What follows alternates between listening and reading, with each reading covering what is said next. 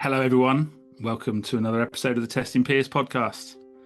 I'm Simon, and tonight I'm joined by David, Hello. Chris, Hey, and Mr. Dan Ashby. Hey, Tonight we're going to be talking about high-performing teams. Before we pass over to Dan for the banter, here's a message from our sponsors. nFocus are a UK-based software testing company.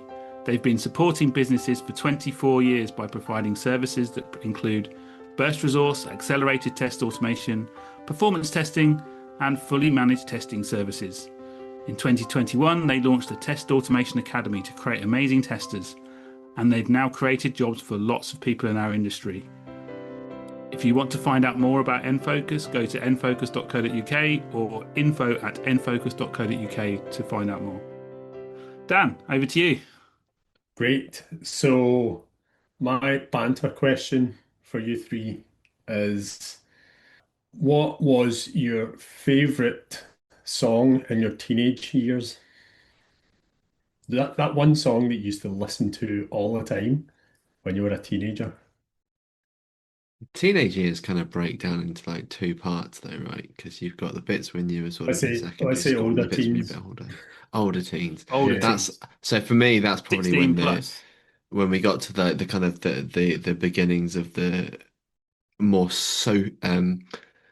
more well spread new metal vibes in the world, and I would say probably Crawling in the Dark by Hoobastank was a big favourite. Nice. Very cool. So mine was that 2000, 2001, 2002 era. I think it was probably, I'm going to say Girl All the Bad Guys Want by Bowling for Soup. I was obsessed with them. I really was. I listened to them all the time. I still listen to them occasionally now, but yeah, that was definitely a song I had on repeat. So for me, early 80s or late 80s, early 90s, mine was a song by Blue Pearl, Take Me Dancing Naked in the Rain. Had that on CD and yeah, played it a lot. Gosh, CDs, remember them? Oh yeah. On my CD player. I'm not sure I even could recognize that song. So I mean, that's an interesting. I'm not going to try singing it. Yeah, I wasn't going to ask you. Well, the Testing Peers karaoke episodes are separate, special. Patreon only. We need Dan's favorite Yeah. song as a teenager as well. Oh, I didn't realize I had to give mine. So I was into so much music back then. That was the time when I was getting into the band and I did some DJing as well. But I'd say maybe one song that I listened to maybe more than others. I was a big Red Hot Chili Peppers fan, but Oh maybe yeah, that's good. Yeah, I'd yeah. go with The Offspring though. Like I used to listen to The Offspring all the time. So maybe I don't know, like a song like Self-Esteem, something like that. Something off that album. That entire album was good. Anything that was on the Crazy Taxi soundtrack, I would have listened to quite a lot. You see, you're saying Red Hot Chili Peppers. That was quite a lot later in my life, which I was definitely into. But yeah, interesting. There was loads of good bands back then. There were. I mean, a lot of them are still going, but yeah. They're all doing reunion tours now. Make you feel old. Yeah, Muse was another one. I was really Oh into God, Muse. they're brilliant. Yeah, yeah. Let's sack off the rest of the cup. Let's just talk about music. Yeah. Awesome. So the topic tonight we decided to talk about was high performing teams, and Dan suggested this. So Dan, do you want to lead us into the conversation? Yeah, so it's something that I've been thinking about for a long time, actually, but more recently, while I was like between jobs, let's say, I was in a lot of interviews, and for the nature of the roles that I was going for in engineering leadership, that a lot of questions came up around how do you build high performing teams. So thinking a lot about that topic and the way that my brain kind of works with trying to piece puzzles together with this kind of stuff. And I did with the sort of growth framework that I built. I tried to formulate what a high performing team would consist of. So there's different parts that I thought of, like psychological safety, A high-performing team typically has psychological safety, but also having that sense of purpose in the team's mission. Um, Having a sort of increased and additional learning mechanisms around improving competency and proficiency for a high-performing team. So from a skills, knowledge, and experience perspective. But then coupled with that, that proficiency level also builds trust and accountability and ownership. So there's a bit of a cycle there. And then finally, one of the things that I always felt like there was something missing as well. And then thinking much deeper about it, and more recently, I've thought about that gap being joy in the workplace. So how do high performing teams typically have a more joyful workspace, work environment, which breeds deeper connections and transparency across the work as well. So thinking about it from that sort of formula perspective, it then got me thinking about, is it possible to think about this in terms of building high performing teams as a playbook or a run book? And what would that look like? So how would you design the environments or model the behaviors, enable experimentation around all these sort of categories, groups of things that would be in that formula? I think it's really interesting. You need to have a balance in them for them all to succeed for a high performance team. Which do you think is the most difficult to achieve from experience? It's a good question. I think so in my head, each of these different sort of categories, I'm going to call them categories, right? They have their own challenges, but they all have different, every team has a different starting point across each of these. So you could look at things in terms of the initial challenge being, where's the starting point? How mature is the team with psychological safety, for example? Or how are they in terms of being open to growing their proficiency and skills? Do we even have those skills mapped anywhere so that we can see where the starting point is? So I think it would be actually quite a challenge walking into a brand new team to say, where are you on these categories? And I'd hazard a guess that many teams probably don't even understand what some of this stuff actually means. When I say psychological safety, they might have all completely different understandings of what that means. We have our cameras on and our mics on during video calls, so therefore we're safe. It's not really, there's different levels of that understanding as well and awareness of these topics. So that would be an initial challenge. You've all been involved in building high performing teams as Yeah, well. I think the biggest thing, I think it depends, as you say, where you come from.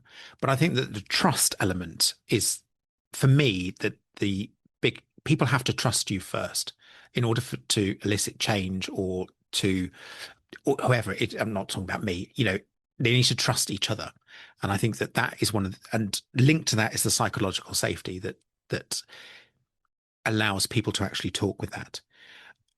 I think potentially the easiest ones are purpose, because that's sort of a group thing, and you can discuss that and bring that forward, buying into it as well as part of a team. And then the sort of increasing the skills, knowledge and experience and the joy. Again, it depends on the makeup of the team. The appetite for those two things may be very different in a team of people my age in their mid-50s compared to a group of 20-year-olds that are right at the beginning of their career. And so making sure that actually you have a balance of all those things and actually thinking about that dynamics with 50-year-olds, also psychological safety, again, the understanding of what psychological safety is. But 50-year-olds have been burnt a lot, may have been burnt a lot of times through not having psychological safety, whereas 20-year-olds may well be a little more slapdash and much more open with what they're doing because they've been less tarnished of that. So experience and the group, the context, for Chris's word, of the detail of the people within the team absolutely changes the dynamics of what's most important within the team. It's a really complex mix to try and get right. I think it depends on the people you have in the team to start with. I think and it may be slightly controversial here, but I used to think that building high performance teams meant bringing in lots of superstars, and actually, I've learned that actually it's about, as you say, David, it's finding that vision, finding that purpose, and collaboratively working and building on what that team wants to build and work together. And if you're all fighting for the same purpose, you all understand the need for the skills to grow, and as a sort of knock-on effect of that, you get the psychological safety, you get the other bits and pieces as well. But it also reflects on you as a leader and how you lead that, how you drive that. Are you collaborative? Are you a decision maker that goes and does all the decisions on your own? Are you somebody that's open to, guys, we need to do this. Let's all get together in a room and whiteboard out some alternatives, some options, and then we'll decide which one's the best one to go for. If you're that collaborative kind of leader, that can really help that high performance, because everyone feels empowered to help make the decisions. They all then feel empowered to do their own work. So I think it really depends on where you're starting from as far as the team dynamics, the people, the growth mindset compared to the fixed mindset, the have there been cultural issues previously? Have they had micromanagement previously? Are they in a place where they need to start again almost, or are they already on that journey? It all has an impact on where you start on that sort of scale for building that team up. That makes it sound as if the starting point is a challenge, like if it's a real underperforming team and they have maybe come from a previous manager that was micromanaging, for example, it feels as if that, I don't want to say that that's a lost cause. Like you can always turn it around, right? So maybe coming back to that sort of formula, I always kind of feel like if we move the needle on this stuff, the team can reach that high performance, right? Yeah, It exactly might right. just take a bit longer to get there, but at the same time, if there's a lot of pushback, probably it's because there's a lack of trust or a lack of understanding in what the topic is that we're trying to push for, you know? So how do you move the needle on increasing awareness and proficiency in understanding that topic while also increasing the trust? It's almost cyclical, right? If you improve the um, the competency and proficiency in someone being able to do something, so improving their skills, their knowledge, their experience in doing something, and you put that sense of purpose onto them using those skills and growing in their experience purposefully, right? So that sense of impact that they're making. And then make that transparent and transparency through the connections that they're building across the different teams and across the company as well, and up to leadership. And that sort of safe environment that offers a bit of joy through community, perhaps, right? That should grow trust. And growing more trust should then grant more opportunities and ability to then become more proficient and reach mastery level further. So it's cyclical in that sense, right? But then from that perspective, maybe it's a little bit too uh, simplified in that sense because it's not that easy, right? Is growing some skills, showing your work. What's the hidden parts in between, right? How do you, maybe it's to do with opportunities actually. Like how do you find the learning mechanisms to grow that, and the opportunity to do that's kind of somewhat dictated by the business perhaps. So maybe that's as leaders what our biggest challenge is in trying to get there. It's a combination of things that I think influence the way that we go around this, though, because ultimately we're all the product of our past, our experiences, the goods, the bads, things that we've learned from discussing with other folks like we're doing now. And I don't know about you, but sometimes we overcorrect on things when we go, we don't get things right. And I think one thing that I always find hard to do, but I think we need to do is to lead with what I like to call decisive humility. Because we've got to do something. We've got to uncover context. We've got to do a whole bunch of other things, measuring, sharing.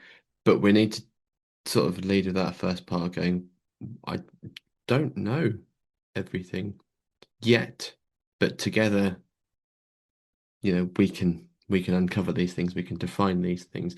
Like you can't come in and go, I know everything right now. Let's just follow my like step by step playbook. There are things that I've gleaned, things that I've learned, heuristics that I can bring along the way.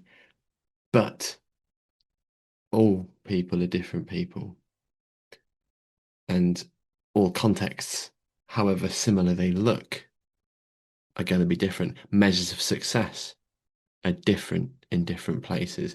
What feels like optimization here doesn't feel like it over there. It's almost like how I ask a question, even if I want the exact same outcome, is going to be different everywhere I go. And that on paper can feel really frustrating.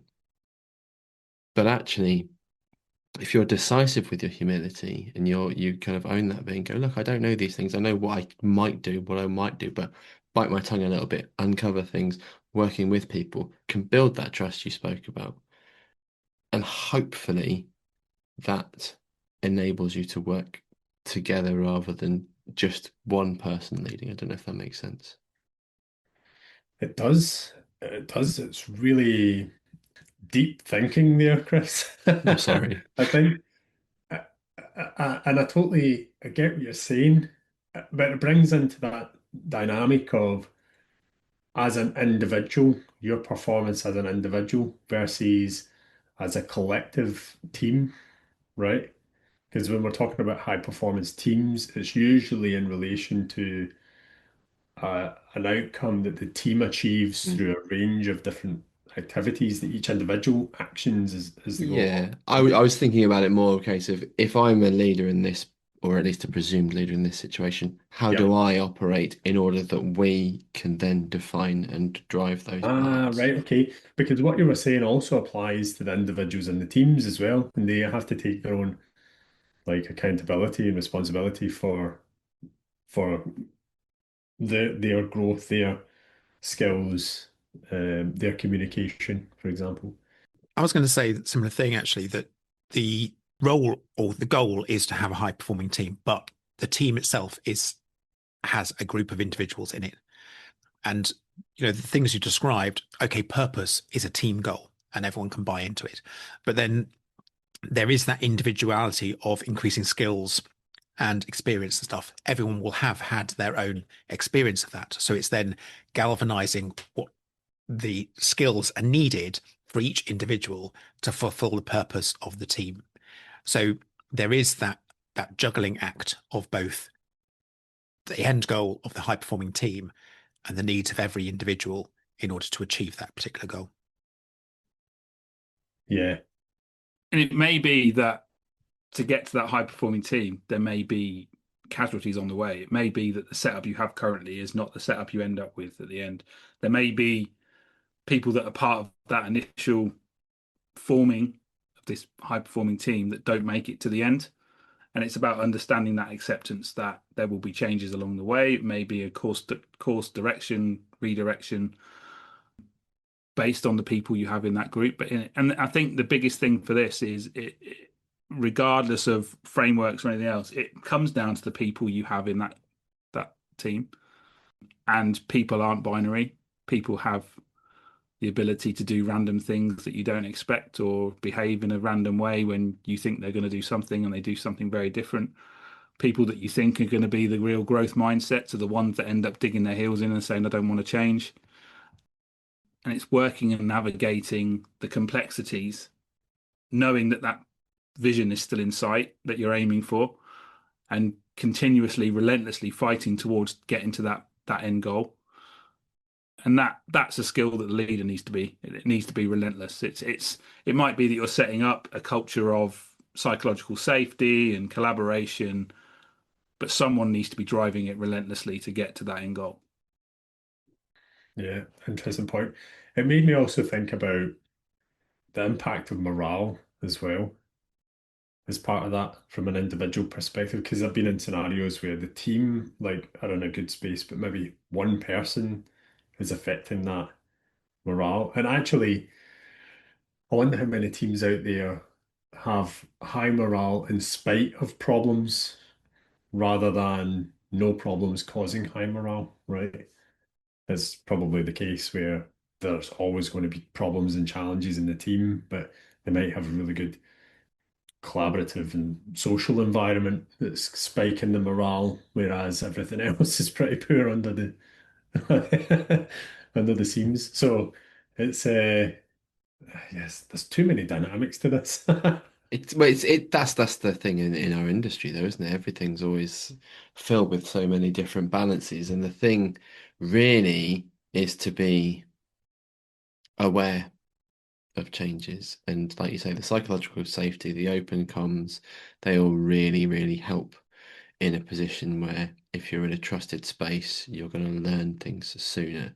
You're going to act on things. You know, one of the most important things I think in achieving high performance is following through on stuff you say you're going to do.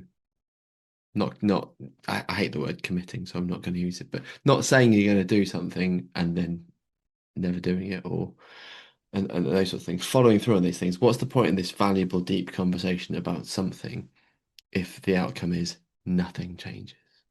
Yeah. What's the point in asking for feedback if we do nothing with feedback? What's the point in reviewing some documentation, some processes, some strategies if it doesn't change anything? And you talked about morale quite a lot there, and people, only have so much to invest in a day, and if they're investing themselves in things that they don't see the value in, then what is the point? And that's a really good point, actually. People, like you say, people only have so much time to invest, and I think I've been burnt in the past where I've gone in so collaboratively minded that I want to everything needs to be a group decision, everything needs to be a collaborative decision, and actually people get almost fatigue from being involved in the decision making. And I think sometimes it comes down to finding that balance for you as a leader and for the team as to what the right process is to make them move, to help them move forward. And it may be there need to be decisions that you make as a leader on your own, and there may be other things that it's the right thing to bring them together. Setting the vision might be a really good thing to bring in the rest of the team and collaboratively do it together, and that helps everyone get invested to move forward. But there may be other things around direction of automation or direction of how we're going to engineer a solution that you don't need 50 people in the room to work that out. You can do that as a much smaller group or a couple of people bouncing ideas on a whiteboard. And that plays a key part into that psychological safety as well, because you need to have the right balance between decision making and overloading the team. And if they don't feel safe enough to say, you know what, I don't need to be in this decision, you guys can do it without, then you're not helping that environment grow. You're not helping the people feel that they're empowered. And then ultimately it comes down to the bigger picture.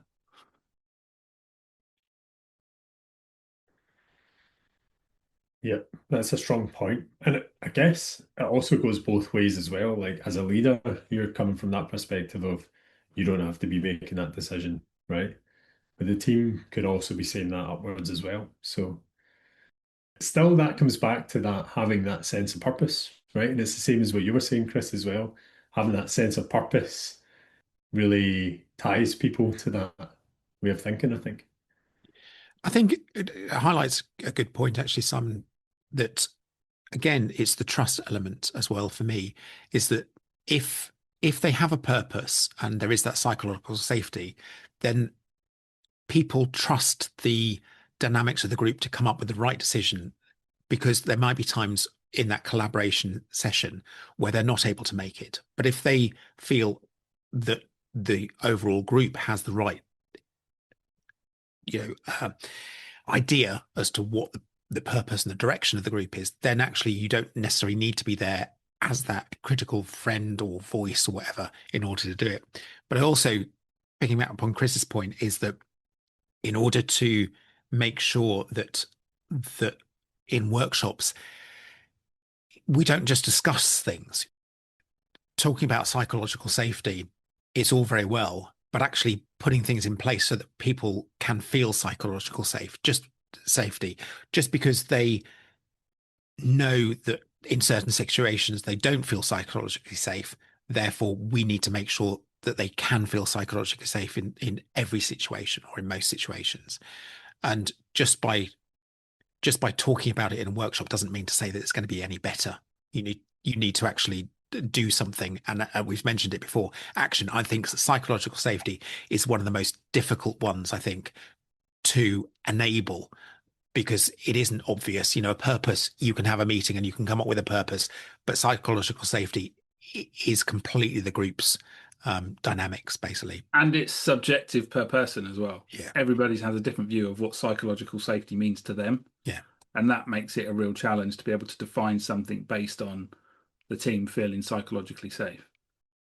So it's a real, it's a worthwhile journey, but it can be a real challenging one because everyone can have different perspectives. And it's not something you can just go, right, we're psychologically safe now, because it only takes one comment. And this is the challenge of psychological safety. You can spend months and months building up the culture so that everyone feels safe. And then someone makes an ignorant comment or someone makes a mistake in how they communicate, and you can lose all of it.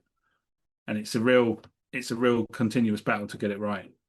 For me, I think one of the key things with psychological safety as a leader is to show that you're human, that you are on 100%. the side of the people. You can have, and we've shared it before on our podcast, that we suffer from imposter syndrome. We have the same feelings as the people we line manage, and showing that humanity, I think, goes a long way, that actually we can say things to people and be honest, and that can then bring back honesty back generally. There's a respect piece as well, I think, because back to my, I don't know, my catchphrase of the day, the decisive humility is, I'm not going to get everything right. And so you mentioned that one person might say something wrong.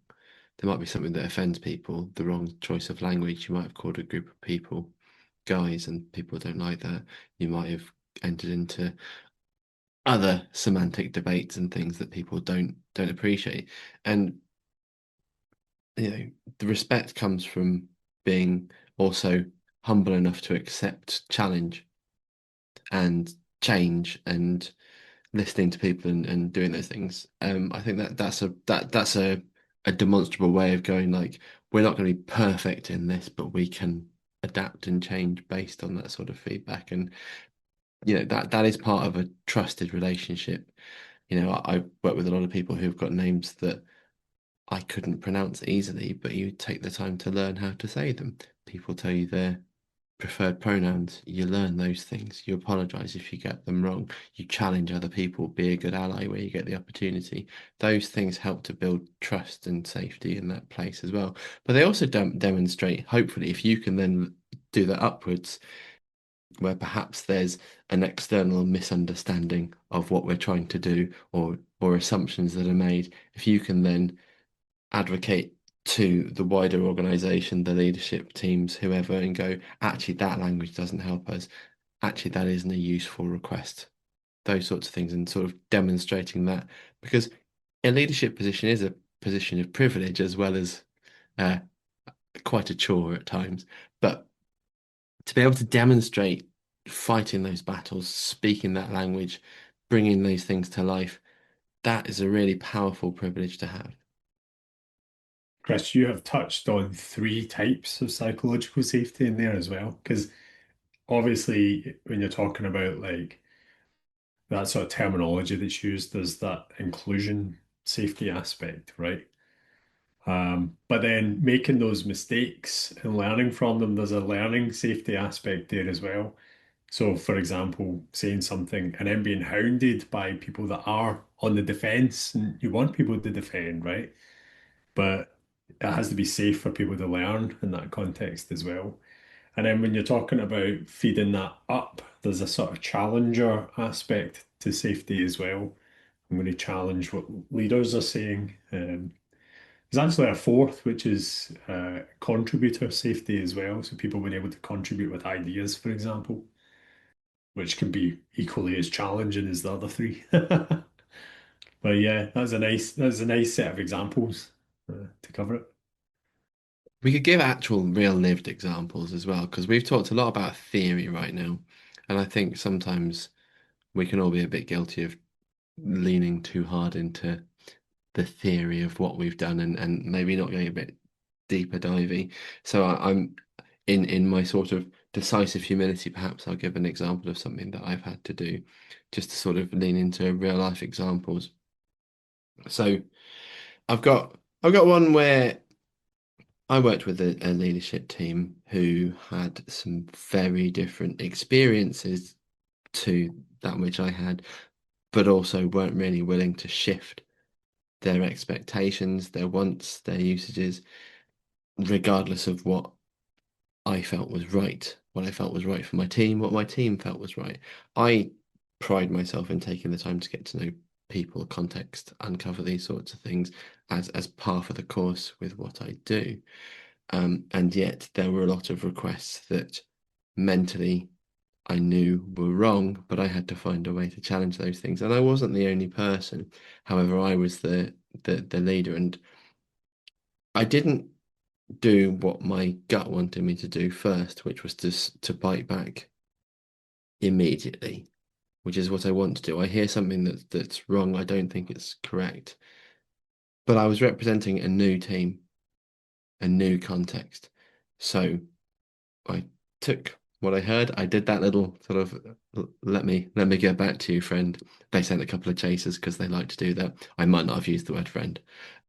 And I went and I found folks that I felt like were people that I already had a bit of a connection with, a bit of an understanding with, sort of early adopters, if you like, in the building of our quality culture in the company.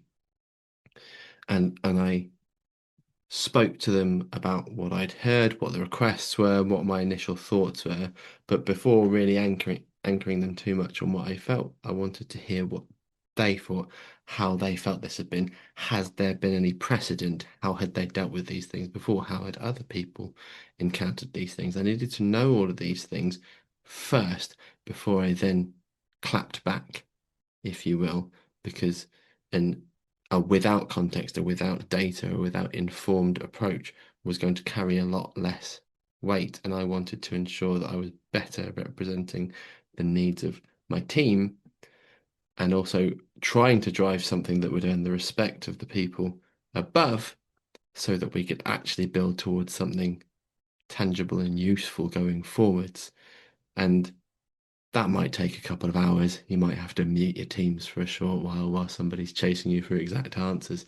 But taking that time, uncovering that context, sanity checking with another human or two or three, rubber ducking, if you will, really, really helps get clarity of thought, backing yourself up with your ideas. Because your gut often isn't wrong as a tester, but qualifying it always helps if you have the opportunity to do so.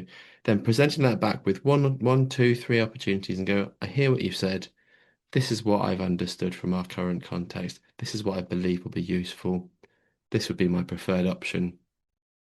Let's have a conversation about it. Trying to meet somebody, not disrespecting them, not saying, you don't know nothing, mate. This is all different. But approaching a conversation in a very respectful way and qualifying it with actual data really, really helped me in building trust both with my team and with the leadership in a very awkward time when I knew I was dealing with requests that were totally unhelpful.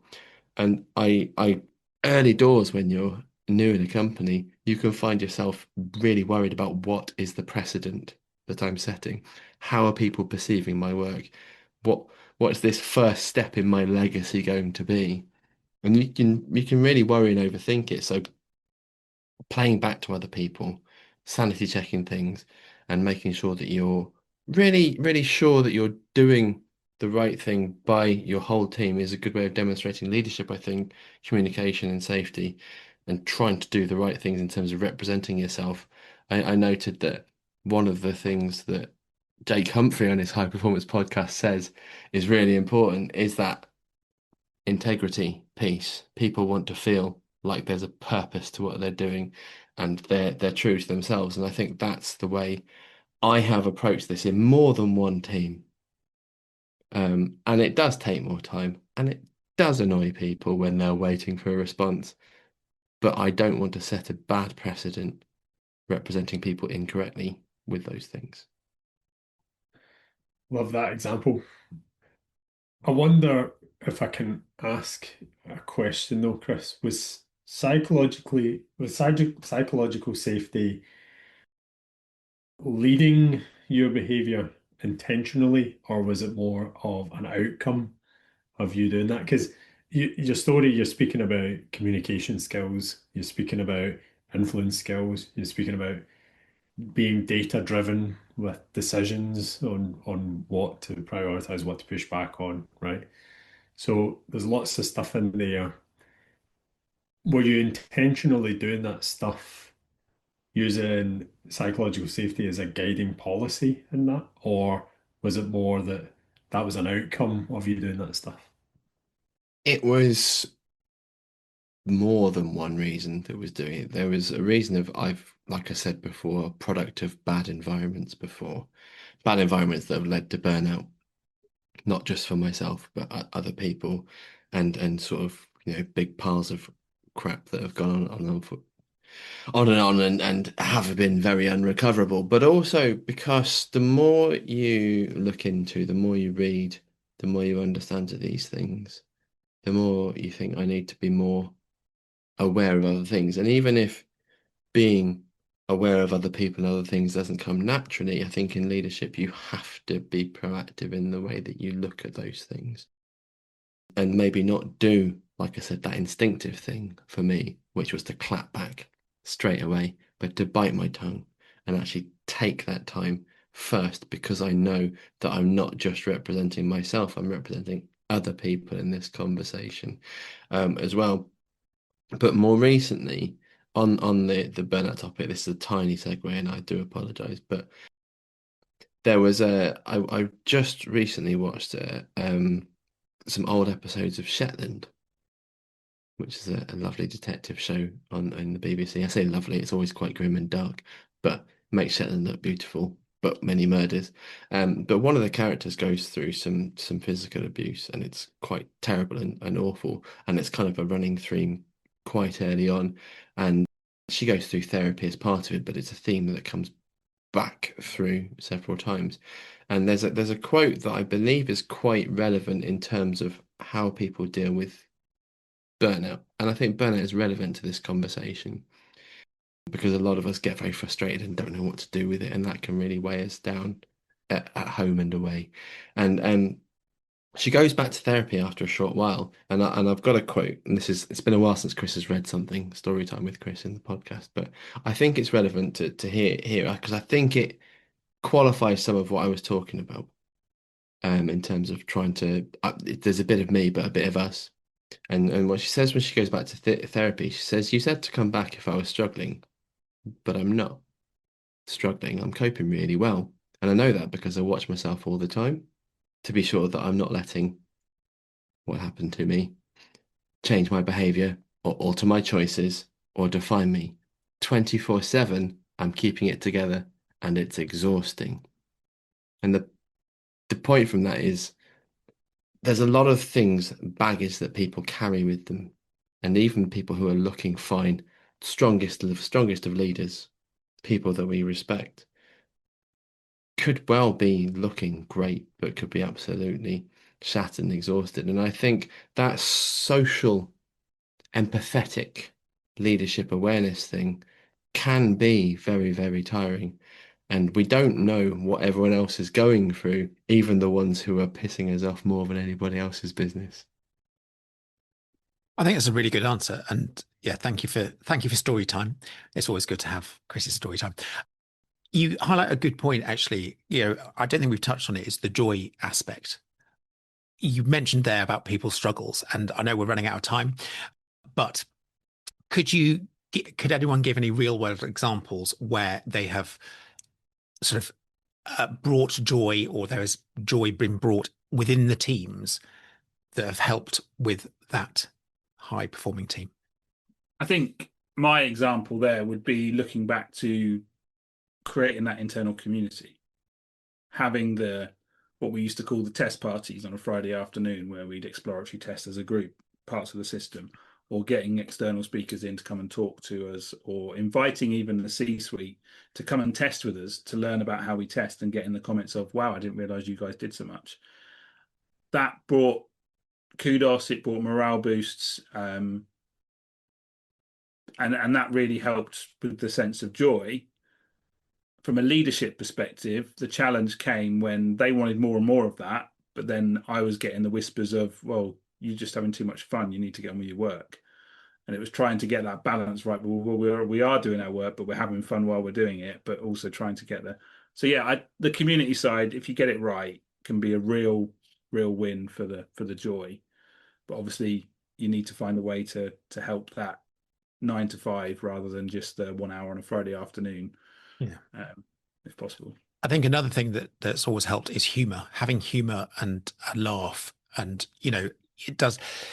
The thing with joy is it doesn't have to cost a lot. It can just be simple things that people are able to have a bit of enlightenment during the workday, because time pressures and things can really bring people down. So, and I think that joy is something that is lacking sometimes in the drudgery of the day and the work that needs to be done, and concentrating on the output, whereas actually, concentrating on a little bit of joy and certainly goes a long way. Yeah, for me, there's also something to be said about friendships at work. So, like onboarding into okay, my last company was fully remote. I've joined another company that's fully remote, and that scenario of onboarding into a company, it's very much meet people but talk about work, right? So one of the things that I've been trying to do, especially in my last company, was how do people actually make friendships? If you're in an office, you have coffee breaks, you have kitchen chat, and you get to know people from that sort of small talk and find commonalities and build some friendships over time. How do you do that in a remote setting? So I think, Simon, what you were saying about communities is really important in that aspect. Yeah. Even not even just a sort of get together and learn together context, but actually like Slack channels, having a gaming Slack channel, for example, and or music Slack channel, and just chatting and finding commonalities. And there's tools for remote teams like Donut, where you can have random coffee chats with people. Just don't talk about work if you're using them. Just get to know them, and then that way building the friendships as well. And if you can have that within a team, so have the social events with the team, have space on a Friday to play games together and get to know each other, have lunch together or whatnot. Even if it is remotely with a monitor with your camera on. Just getting to know people to build the friendship brings a bit of joy there as well. Working with people that you'd consider your friends. Actually, you really highlight a point there. I remember working with Chris, and despite traveling to work with Chris, we then chose to have 11s and 3 tea in the afternoon, and then drove home again. So we actually had 15 minutes at 2 points during the actual working day just to catch up, despite having had an hour in the car in both directions. But it really added to the workday. It gave us structure and allowed us to really connect. It was Much something more. to look forward to in the day, didn't Yeah. it? Sometimes that's nice, and you're right, Dan. In the remote times, it's not as easy. We have to learn how to be human behind a camera and interacting in different ways, ways that we maybe don't quite so easily get to do in person. But I think that's probably a really good place to end up. We could talk about this for a long time. We could have talked about the music for a long time, but thank you very much, Dan, for joining us. I think it's the 4th episode you're appearing on, so thank you very much. You've got to climb that league table a little bit. Oh, totally. I'm trying, man. It's a pleasure being on here, to be honest. So much fun. And your like we said, your podcast Mr. Janaway was a big inspiration for us, so thank you for that. That actually started in a similar sort of vein to what you were saying there, David. Like me and Steve used to work together and we'd go to the pub at lunchtime and we'd have these epic conversations, over building the friendship. So just decided to start recording them. It's been so long though. It's really good, and we appreciate it. And if you like a bit more Dan Ashby in your life, Dan is on our program committee with our co-program chairs Simon and David, and we'll be at Testing Peers Conference PeersCon 26 on March 12th. Tickets are still available. We would love to see you there. Anyway, friends, we want to see you at the conference. That's the most important part. If you can't afford it, we will have scholarship tickets. We will find a way to get you to come and join us in Nottingham on the 12th of March in 2026. We'd love to see you there. Thanks again to our lovely sponsors, Enfocus, who also sponsored the conference before. And we will see you / you will hear us next time. Thank you very much. For now, it's goodbye from the Testing Goodbye. Peers. Goodbye.